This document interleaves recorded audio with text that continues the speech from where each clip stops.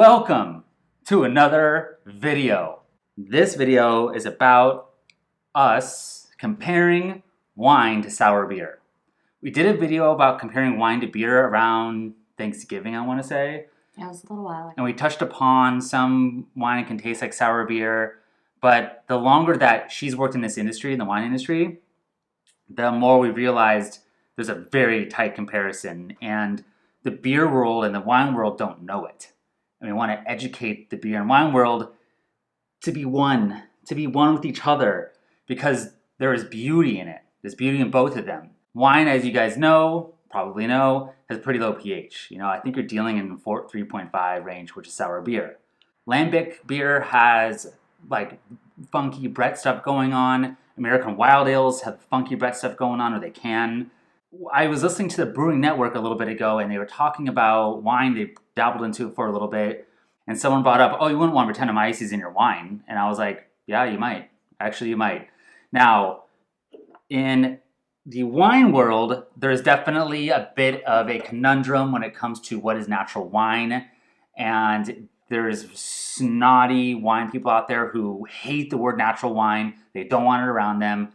A lot of sommeliers probably are like that. Not a lot. I say some are like that, where they hate that. It's almost like how people hate the hazy IPA movement, which some people do, not all. It's like hating it just to hate it. Natural winemaking is something where there's very minimal intervention. It is taking as good of care of the grapes on the farm as possible, so organically or biodynamically. And then in the cellar, there's not going to be any chaptalization. What's that mean, chaptalization? Chaptalization is basically adding sugars to bring your alcohol content up. There's not going to be a significant amount of sulfur dioxide during fermentation or in bottling. It's very, very, hey, the grapes should show their true selves. There's been wines we've had that are like, taste like Brettanomyces funky horse blanket bomb. Like, it's crazy how dirty it can get, to the point where we even have a hard time. Some wine gets poopy smelling. Now, this kind of wine is not necessarily something you find at your Ralph's or your Whole Foods or Safeway. I guess Safeway would be common around the world. Whole Foods might have one or two regions, and we will cover those. So the first one we want to go over here is, I'll let her take this over. Yeah, so let's start off with some orange wine. Oh, we're going to taste these too. Yeah, you got to taste them. Now, orange wine is really cool stuff. I've only had like probably 5 or 6 of these. Her work sells one. I always forget the name of it. Pedriacio. Something like that. It's pretty cool. It's pretty funky though. So what exactly is orange wine? So orange wine not made from oranges. Orange wine, or what geeky people call skin contact wine, is wine that is made from white wine grapes that is made like red wine. So it stays on its skins longer, and it extracts all of the color and tannins and natural yeasts that are on those skins to create some really, really cool wine that pours orange or amber in color. Now, and I've seen it's carbonated too a little bit, depending on the winemaker. So, yeah, what is it here? So we're starting off with Pheasant's Tears. This is a Georgian orange wine, and they're kind of OG in the orange wine world. They've been making orange wine for a long time. And while it's become more of a new trend, he's filling up. I forgot we have more wine to taste. You don't need to pour me that much. Keep going.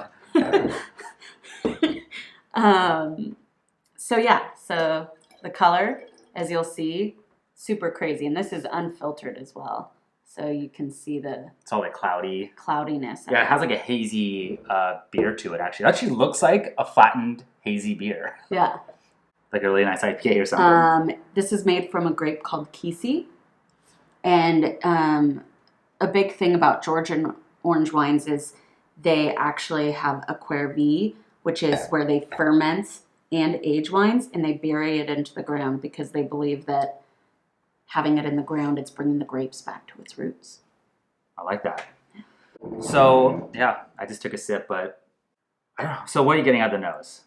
It's like tart, citrus, floral fruit. It's weird. It's really cool. Yeah, sort of like a flat and sour a little bit. It actually has that quality to it. It is kind of.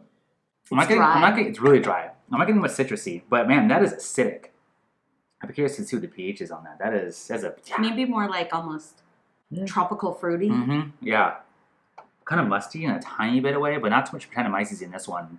It's hard to describe even. It's like earthy but fruity and floral. Mm-hmm. So And dry. Yeah, really dry. So if someone were to want to buy an orange wine and they want to go, you know what? Let's tap into this. I say go to your local wine boutique store if you can find one. They do exist. Definitely, it's a bit more seeking it out. But I would go there and ask for orange wine. You're hardly going to find this at any major grocery store, if at all. And you might find it at a Whole Foods, but I doubt it. Yeah. I doubt it. But you gotta find your local store. And not like a liquor store. Just go on Yelp, go on Google, and type in "Where's my local boutique wine store?" Yeah, and you will find it. And you will find some really cool stuff. Again, you guys will love it. I'm telling you. Downingtown? Mm-hmm. Well, I'll go less next time.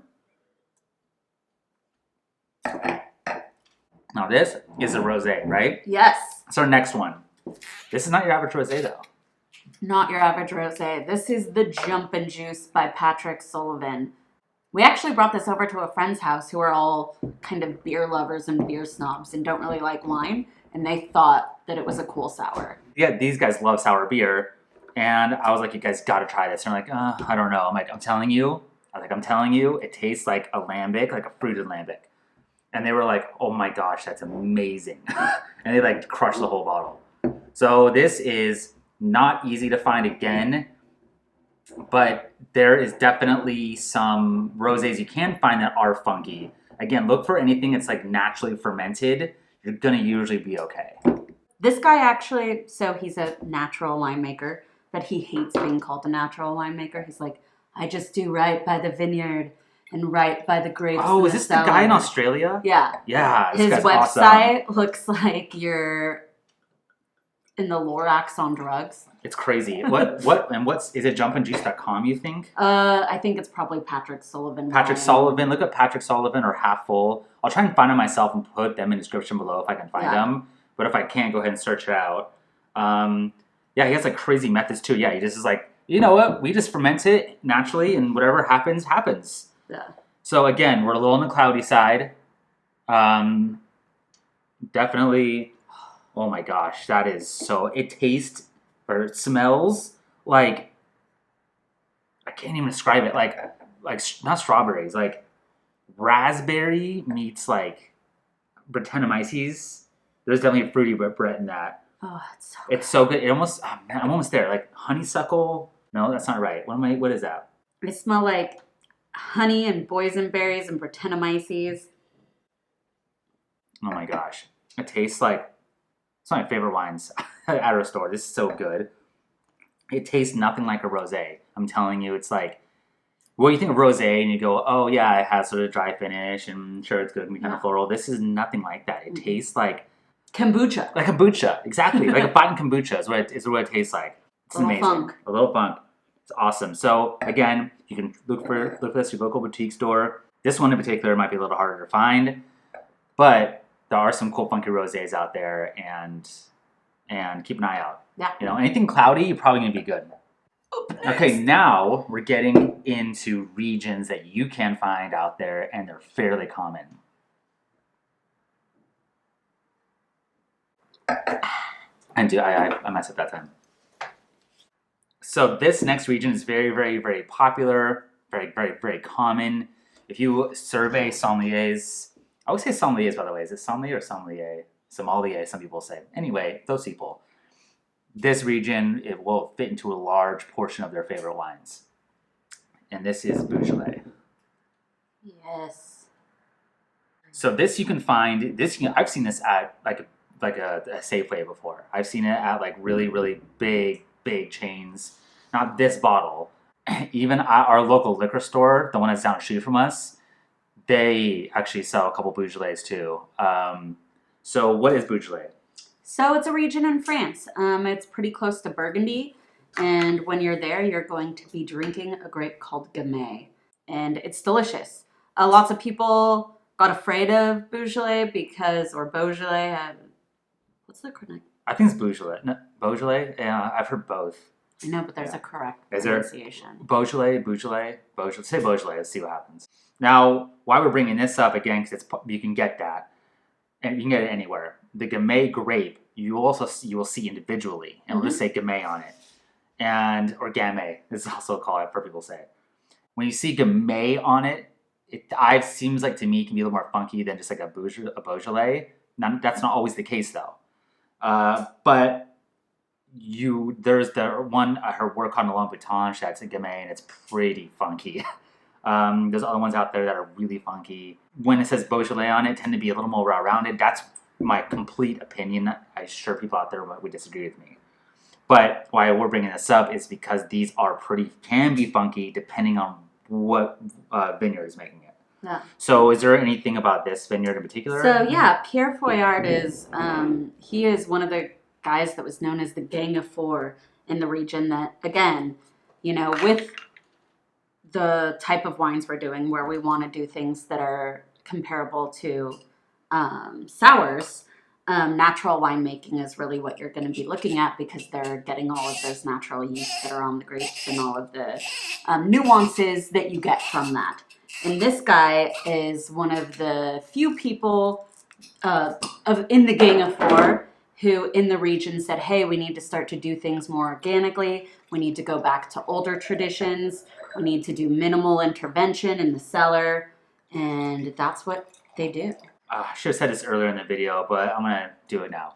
So what's the price point would you say on this orange wine? 23. 23.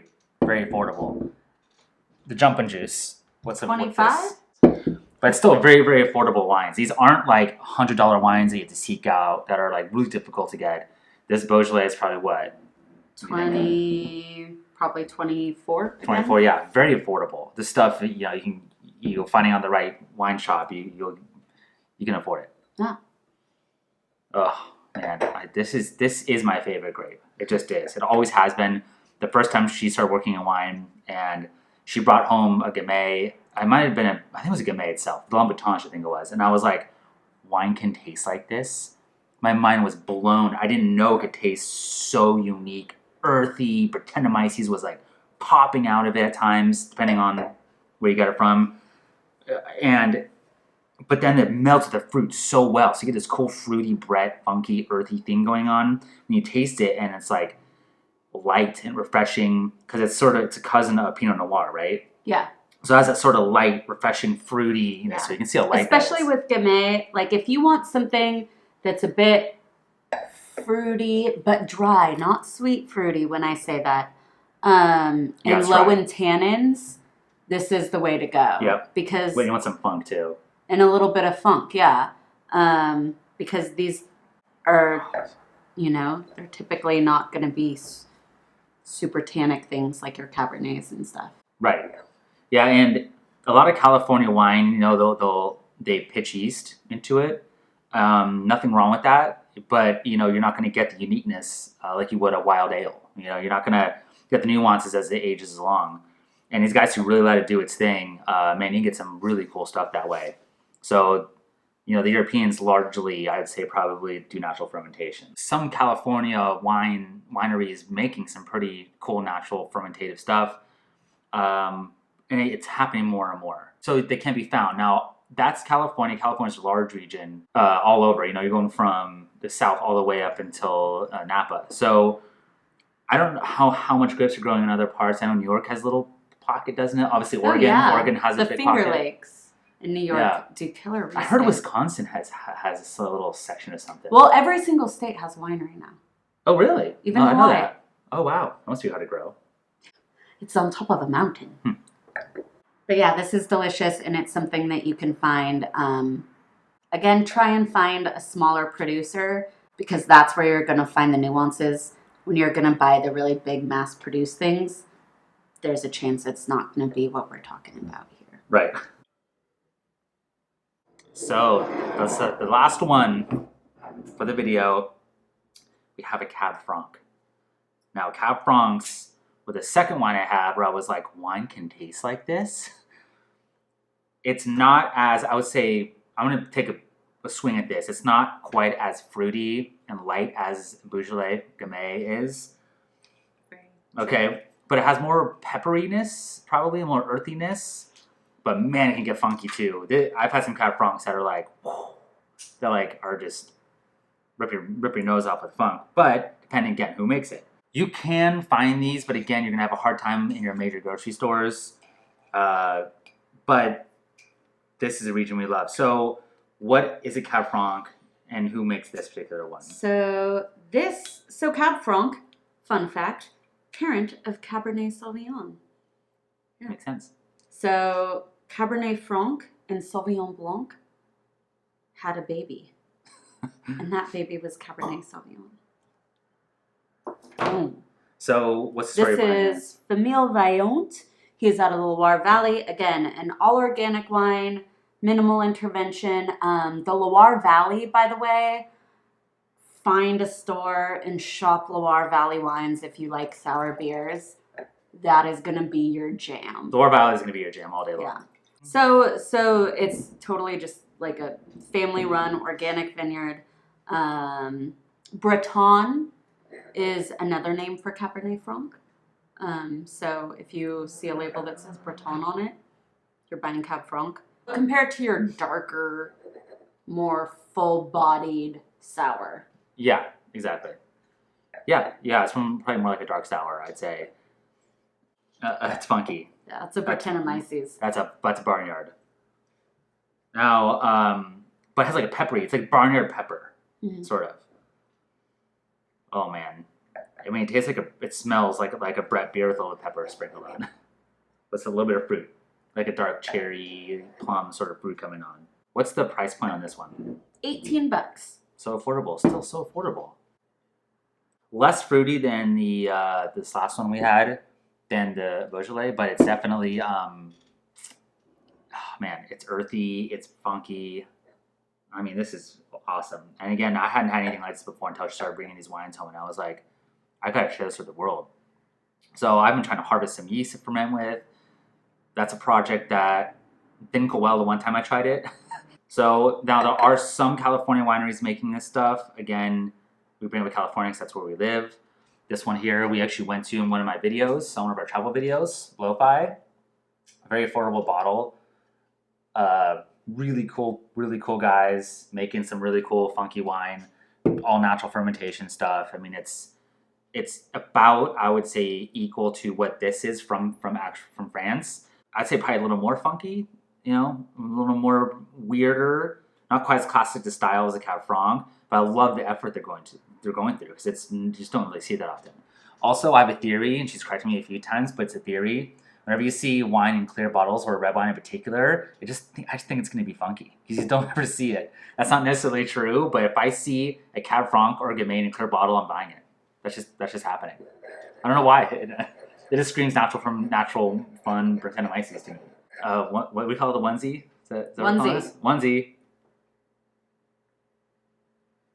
So we got them all lined up here. Orange wine, a funky rosé. What was this one again? The Beaujolais. And then the Cab Franc. Get out there, guys, and just do it. Find this stuff. You will not be disappointed. Your world will be opened, I'm telling you. From a beer guy who loves sour beer and loves all beer, this is something I think everyone out there would appreciate. So get out there and find some fun natural wine, and see you guys next time.